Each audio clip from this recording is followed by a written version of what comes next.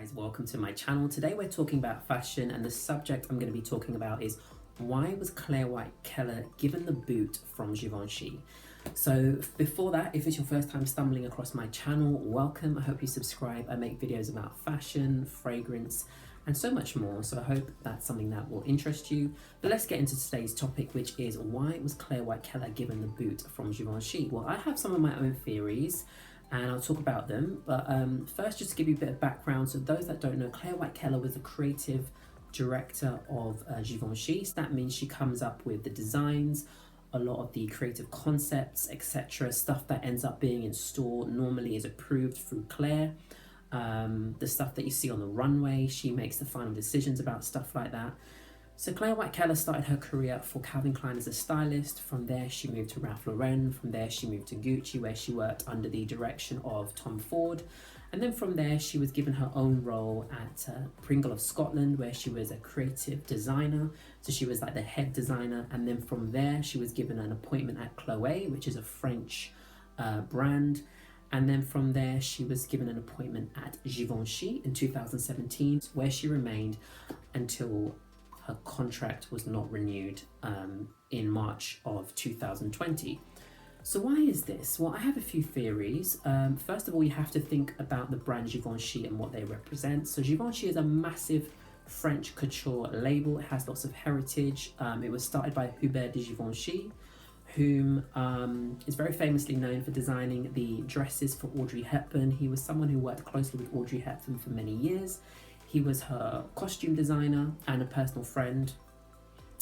And Hubert was able to create a very successful couture brand. So fast forward to the era of when Riccardo Tisci was brought into the house.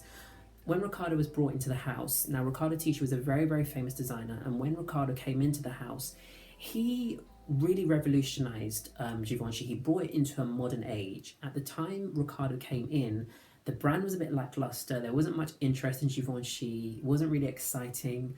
But Riccardo changed that. He was able to shake things up. He was able to merge modern elements, streetwear. He was able to bring in gothic styles of fashion, which was more his kind of edge. And he was also able to embrace celebrity culture, Instagram, all these social media tools, which he really embraced. What a lot of designers hadn't. He was able to do that quite seamlessly. He was very famously friends with Kim Kardashian and even designed her wedding dress to Kanye West. So by the time he left Givenchy was doing very, very well, and a lot of people were quite shocked. He left to go to Burberry, where he is currently working as creative designer right now. So let's talk about Claire. So Claire came into Givenchy. A lot of people were quite excited because it was a woman designing, and you don't see a lot of female designers in Paris. You don't see a lot of female designers generally. There's a lot of men who kind of dominate the fashion industry. And when she came in, the first thing that Claire did was she kind of looked at what the brand represented and wanted to kind of insert her own stamp. So she honored the brand by looking into the archives. She met with Hubert de Givenchy, who sadly passed shortly after her meeting with him.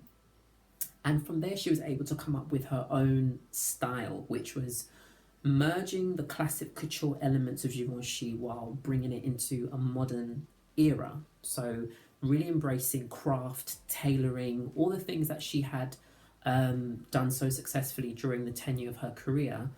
She was able to incorporate those elements into her first few collections for Givenchy. Now, her first collection for Givenchy, the couture collection, was incredible. She brought in all these modern elements into it, but still was quite classic and extremely elegant. She was praised for her ability to bring it into the future whilst also respecting the past of Givenchy and the incredible legacy that the brand represents.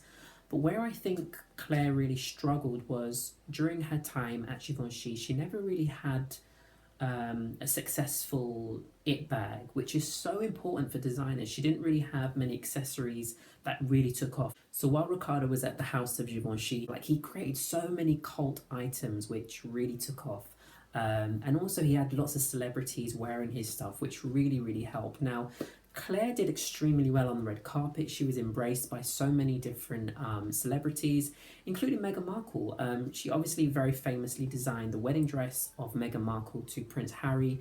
That was a massive endorsement for her and also a massive endorsement for the brand. When a new designer comes in, they're not just thinking, oh, we want a designer who's going to, incorporate all this creativity, and they're thinking about all that, but they also want to see sales, they want to see growth, they want to see profit for shareholders, they want to see the brand value go up. And fashion is ruthless. She unfortunately, after 3 years, wasn't really able to deliver on that. And I think that is the saddest part. She's such a talented designer. She's so incredibly gifted, and there's something really sensitive and beautiful about her work, and almost poetic actually, because she's so true to her craft. But I don't think commercially the brand partnership worked. She wasn't, as I said, able to create many hit items. I think she really needed to focus more on accessories, because accessories are such a big part of these luxury brands, and you need to sell accessories. Riccardo was selling bags, he was selling shoes, he was selling just everything. It was really cult. And I think what was so cool about when Riccardo was at Givenchy is he embraced street culture, he embraced urban culture. And this was a very famous couture house. Givenchy was known for couture back in the 50s and 60s. That's what he did so well. But when Riccardo came in, he really infused modern elements. He was creative, he was trying different things. And I think that's maybe where Claire struggled a bit and where the partnership slightly soured.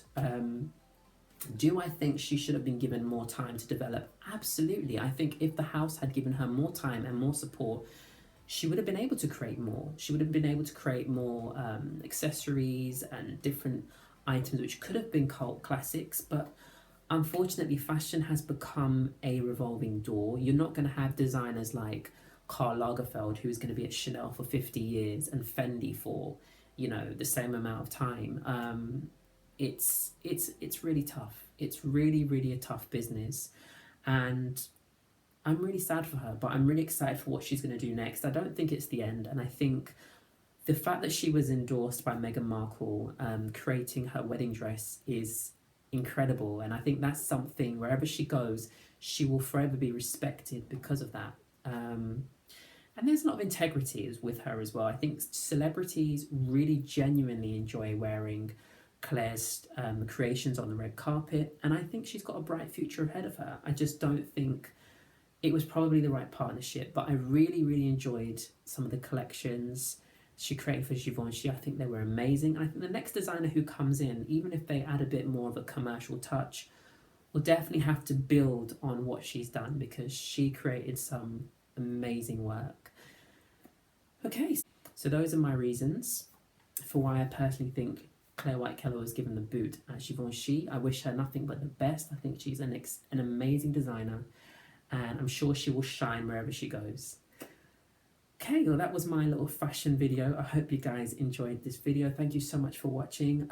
Share your thoughts on what I've just spoken about, and I will see you in my next video. Please subscribe to the channel as well. Take care.